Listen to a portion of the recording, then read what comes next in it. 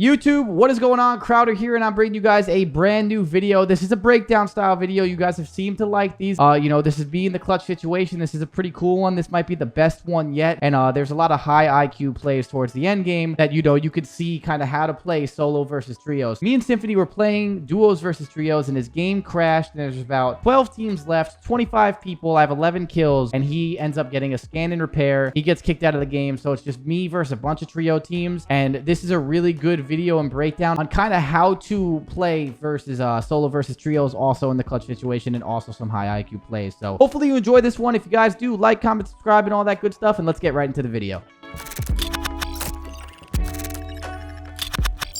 Okay, so here we are right now. As you guys are going to see in this gameplay, you're going to see Symphony in the game right now. There's 11 teams left. There's 24 people left now, and Symphony's actually going to get a scan and repair in this very moment. Right now, we're kind of in the middle of just a bunch of teams. The game's not over. I don't even know he's gotten scan and repair yet, but these people have the high ground, so I immediately drop down low. And when you drop down low, you don't want to take the fight from low.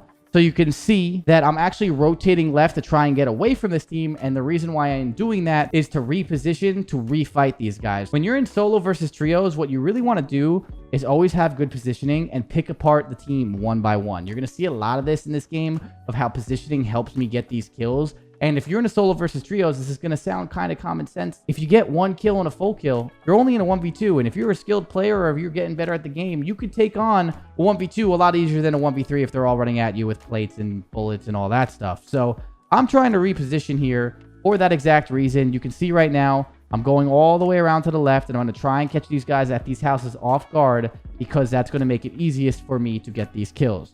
But while I'm doing this, if I remember correctly, I actually end up running into a team that is not this team at the houses, and it's going to make it a little interesting. You're going to see exactly what I do to try and play this the right way. So right now, I know this team's at the houses, and I'm just kind of looking for some kills to get. I know that there's at least one or two people here. There's a precision here, so there's fighting going down. I'm just trying to keep the high ground and almost kind of make those guys at the houses forget that I was even near them, just so I can come back later. I end up spotting this guy now at the top of this hill. And now this is the moment where solo versus trios comes in. I know there's a team down low to my right. Not too worried about them. They seem like they're going to be camping that house. But here is where it actually matters. Here, it's a solo versus trio. I'm assuming there's 3 people on this cliff. And you can see that up here is the cliff and I'm down here. They have to rotate in, and I have a gas mask. Worst case scenario, if I stay here and don't let them see me, I can rotate behind them and actually catch them in the back with my gas mask kind of coming late through the gas, as I've kind of explained in other videos before. But instead of doing that play, I actually can, play a little bit different and get aggressive. I know it's probably 3 people up there. And again, you want to pick teams apart, one by one as much as possible in these trios to make it easier and easier for you to get these kills and these wins and all that stuff. I see this guy up here. He has no idea I'm there. So instead of just shooting at him and just being really kind of over aggressive with my gun skill and stuff, I actually try and see if I can sneak up on this guy and get one kill and kind of get out of there. And that's what I'm doing right now. I'm trying to make no noise. I'm listening to see if I hear teammates. This guy seems that he knows where I'm at. I get that one full kill, and now that's exactly where I'm going to run. So I run away one last time to try and get to this cover. I know they're shooting at me. I know there's probably 2 people up there. I see these guys up there. I don't know if these guys are going to repeat me up here. I'm not too sure how they're going to play it. I see one guy to the left right there for a split second, and I know they're probably, kind of hanging out around there. And in my opinion, I actually am making a mistake right here by not repositioning a little bit more. Personally, I think I should completely run away earlier just so I can get away from this, because this is a really hard gunfight for me right here. I catch one off guard because he doesn't know exactly where I'm at. I still have some plates in this fight, but this was more of a high skill, kind of outskill these guys. They're probably not the best players kind of thing. So my mistake was not fully running and then repositioning to get one more kill. But I get lucky. I get out of the way here. I kind of use my movement to, as he's dropping straight down, get this wipe.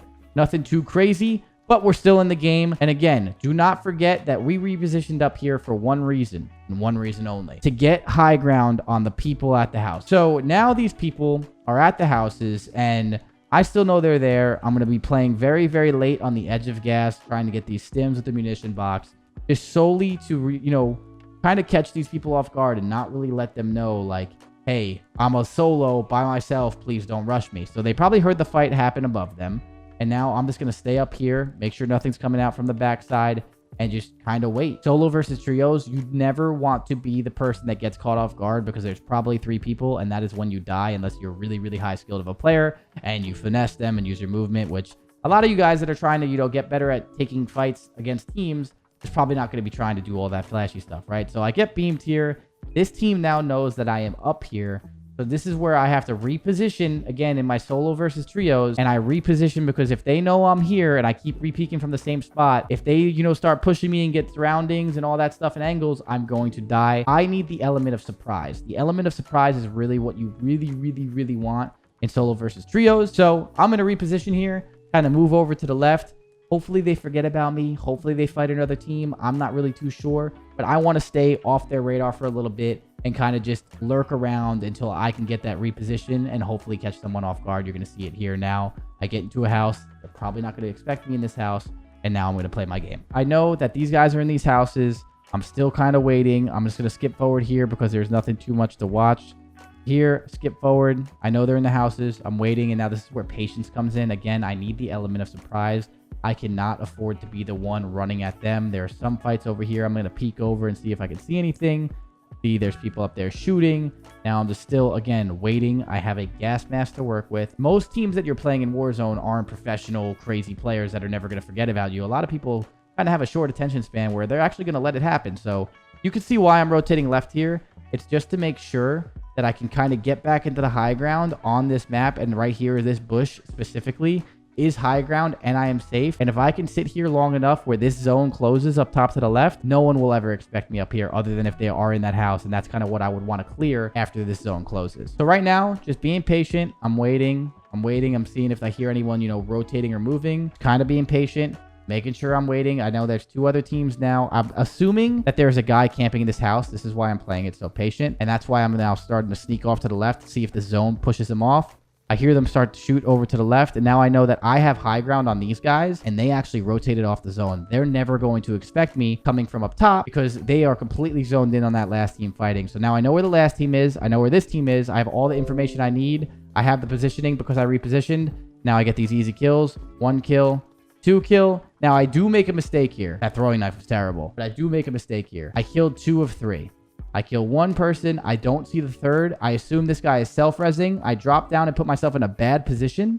And now I don't know where their third is. I go to look for him and their third is actually there. If that guy beamed me, that would have been a mistake by me. I should have kept the high ground for a little bit longer and let that guy self or almost bait that self-revive to find his team and give myself more information. I play this okay, but I could have played that even a little bit better. I definitely got a little antsy there and kind of jumped the gun on that self-revive of the second person. I let that get in my head a little bit too much. I've been saying this entire time. Solo versus trios is all positioning, catching people off guard. You can see these fights have been really easy for me because I've been able to get the first down or 2 without any kind of repercussion. And once I'm in that situation, it makes it easy for me. And again, now I have positioning of high ground on these guys. I have all the time in the world to kind of like make this work. And from here, we kind of, trade shots left and right.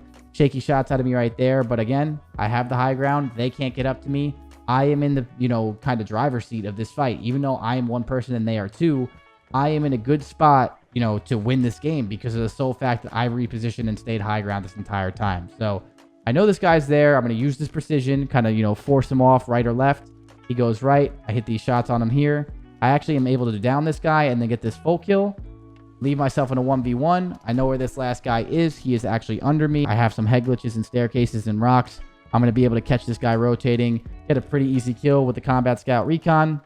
And just like that, I'm able to clutch. That is probably the #1 tip I think you can ever say for solo versus quads, duos, and or trios is repositioning yourself, of getting high ground and trying to remember to put yourself in positions where you can get a kill and then back out into cover or run away and vanish for a little bit without any repercussions of becoming either really, really one-shot, stunned, grenaded, or anything of the sort. If you can get a kill without that and then do it again 1 more time, which is pretty fairly easy to pick apart Warzone squads because a lot of them aren't, super sweats with teamwork and all this crazy stuff. They're not always right, right together hand by hand, and that's a whole nother video maybe we can talk about. That's exactly what you want to do. So you can see it right there in that clutch. There was a lot of, repositioning and some pretty decent IQ plays. Honestly, my gun skill was kind of bad there, and I was still able to clutch it up. So hopefully this, this kind of breakdown, you guys like this kind of content. You guys have seemed to like it. I'm going to keep doing it for you guys. And, there. There's some of my tips and tricks for solo versus trios. I hope you enjoyed this video. If you did, like, comment, subscribe, and all that good stuff. And as always, guys, it's been your boy Crowder. I hope you have a good one. See you guys next video.